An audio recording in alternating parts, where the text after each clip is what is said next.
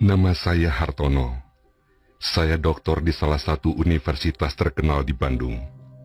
Saya dibesarkan di keluarga modern, di mana ilmu pengetahuan dan kekayaan duniawi sangatlah penting dan diistimewakan.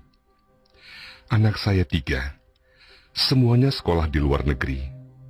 Saya menulis buku panduan bagaimana supaya bisa menyekolahkan anak di luar negeri tanpa dihantui beban biaya yang mahal. Saya banyak diundang seminar tentang ini. Konsepnya, setiap anak lahir harus beli rumah sekecil apapun. Nanti rumah ini dijual untuk membiayai kuliah anak di luar negeri 1 atau 2 tahun. Tahun ketiga, anak diajari untuk membiayai hidup dan kuliah sendiri. Konsep ini diikuti banyak orang dan terbukti sukses. Tapi belakangan, saya menarik peredaran buku itu dan meminta maaf kepada orang-orang yang sudah keburu terpengaruh dengan pemikiran saya.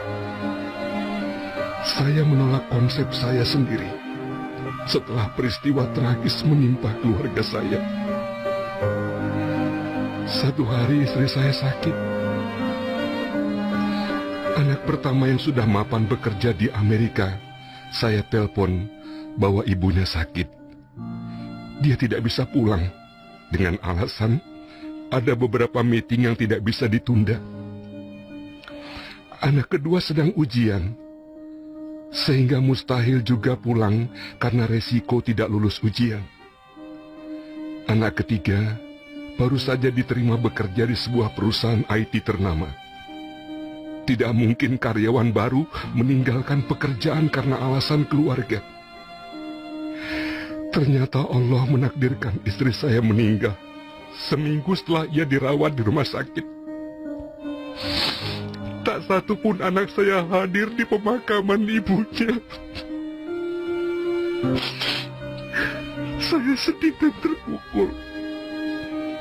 Saya tidak bisa menyalahkan siapa-siapa karena itu akibat dari saya yang saya ajarkan kepada anak-anak. Sayalah sekarang yang menanggung akibatnya. Belakangan saya mendalami agama. Saya belajar ngaji, belajar memahami apa yang diajarkan Nabi, belajar bagaimana mendidik anak menurut Islam dan lain-lain. Ternyata saya salah besar. Harusnya saya tinggal bersama orang-orang soleh, supaya anak saya terbiasa ke masjid dari kecil, terbiasa ngaji, terbiasa mendalami ilmu agama, terbiasa dekat dengan ulama. Syukur kalau bisa sekolah di pesantren. Tapi semua sudah lewat. Waktu tak mungkin diulang. Saya merasa sudah menjerumuskan anak-anak dengan menyekolahkan anak saya ke luar negeri. Mereka jadi jauh dari agama, jauh dari pemahaman konsep hidup yang benar, sesuai dengan tuntunan Rasulullah. Sekarang saya jual aset-aset saya. Saya memilih hidup bersama orang-orang soleh. Saya merencanakan pindah ke kompleks rumah tinggal yang mementingkan tetangga, seiman, semasjid, dan sepengajian daripada sekedar tetangga biasa.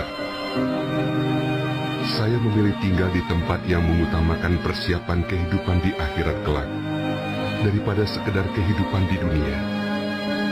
Saya membeli lahan yang cukup besar. Insya Allah akan saya bangun tahun depan. Saya akan tinggal di sana, ngaji di sana, dan membangun bisnis di sana.